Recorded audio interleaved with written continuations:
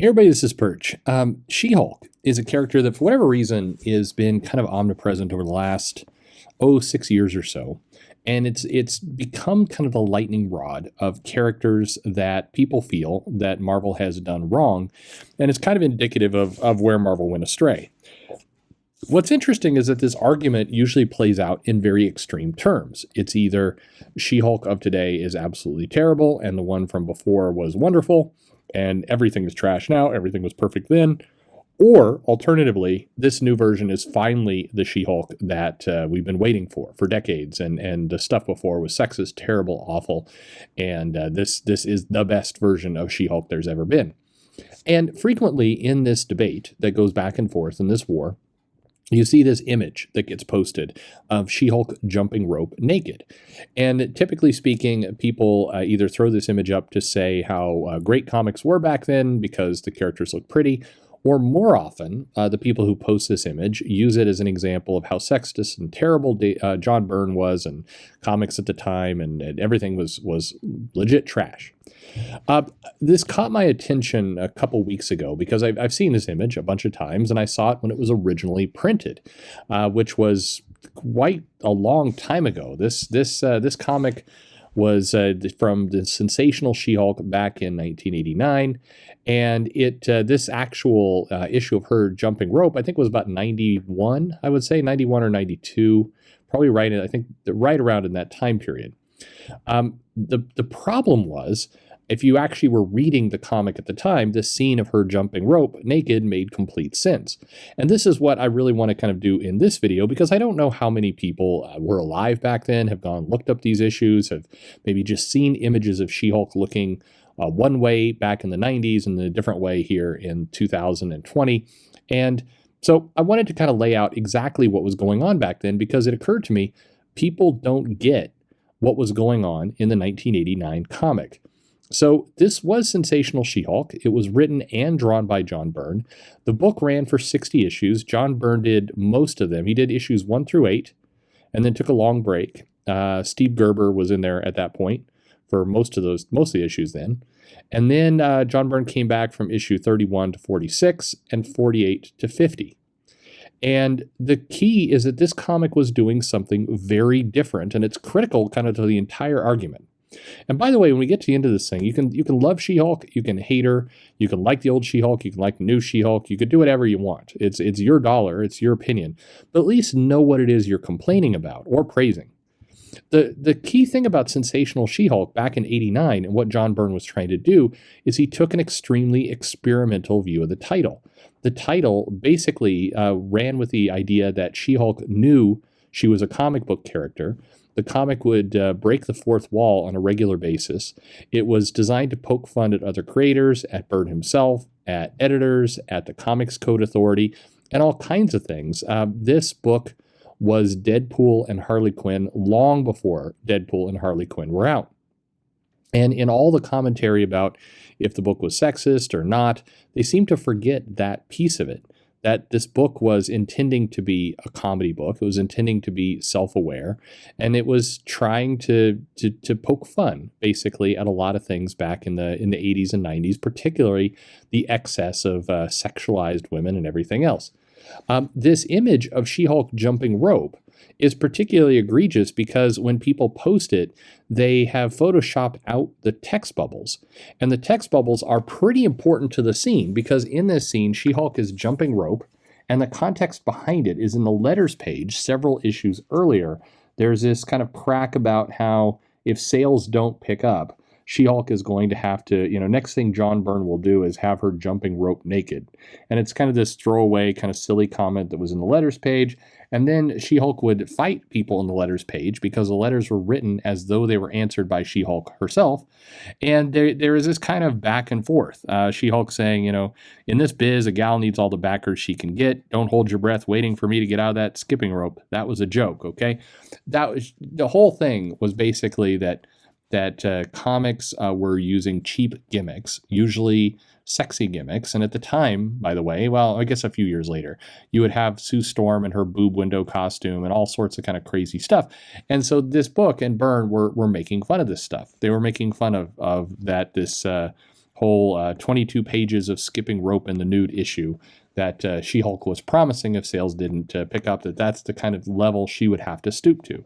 So sure enough, in this comic, and this comic was issue number 40, the cover is basically of She-Hulk, trying to wear the Comics Code Authority label. She's got it stretched out over her, and she's like, "You've got to be kidding me."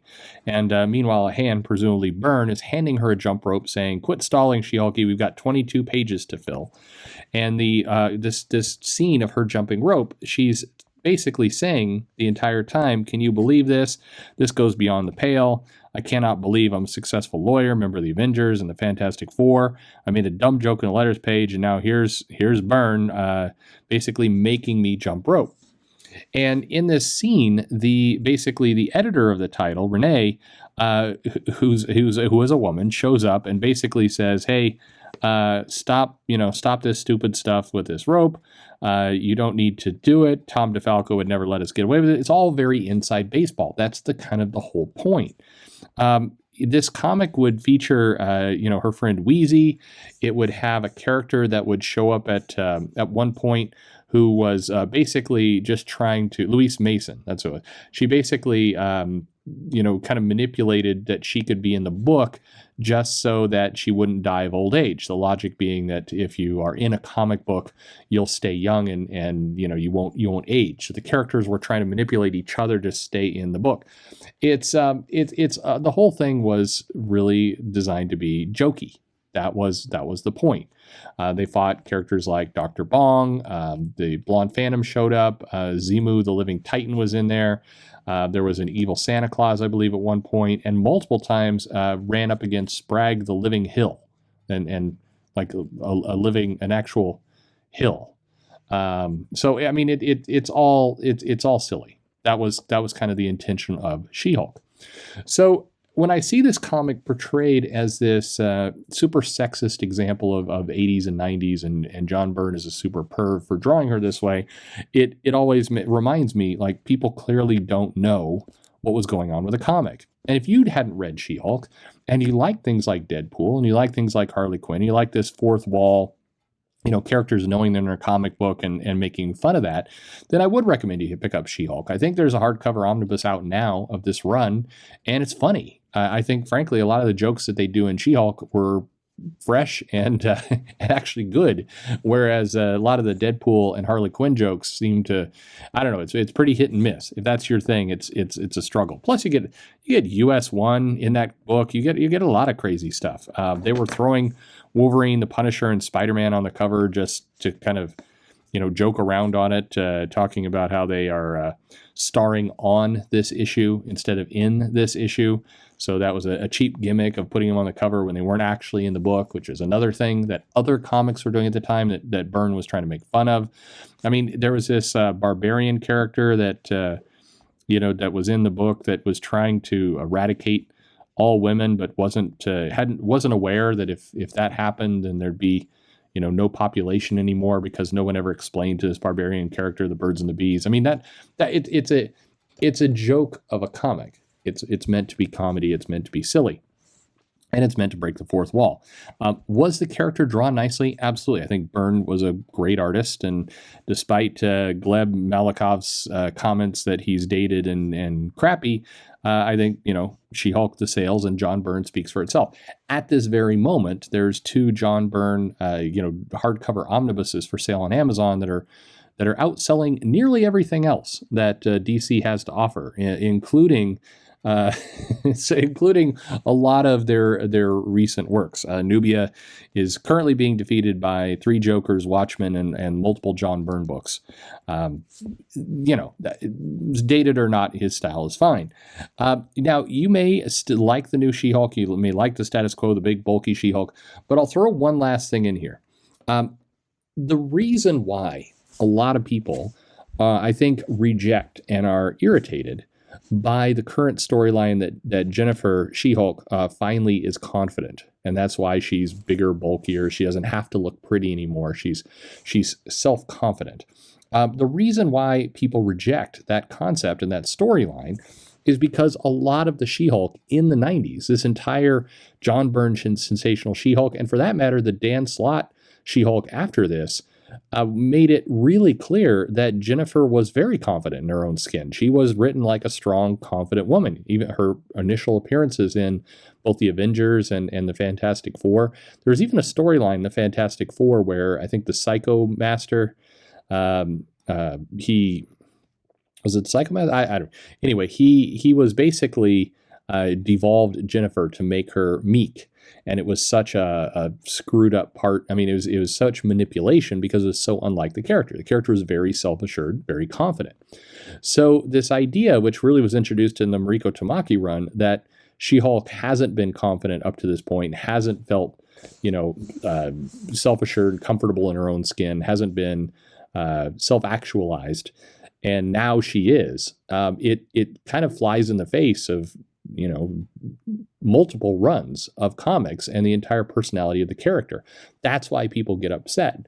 I'm sure some of it has to do with the character's drawn uglier than she was before, and that's fine too. It's everybody can like or dislike whatever they want for their own reasons. But one thing that always gets fans and customers upset and frustrates them is when you radically kind of change the rules. You change the status quo and you pretend that what happened before didn't exist. I think it's fine to not comment on what happened before. It's fine to just move on and do something new. But when you actively kind of, do something that disregards or conflicts with what's been done in the past, you're playing with fire. Because again, people purchased hundreds of issues with She-Hulk, feeling confident and successful in her own body, and then now she's not. And that's a lot of the reason for the angst. At least that's my theory anyway. What about you? Which She-Hulk do you like better? Old She-Hulk, new She-Hulk, both She-Hulks? Do you really care? And did you read this original John Byrne run? Were you a fan of it? Did you like that third wall antics kind of stuff?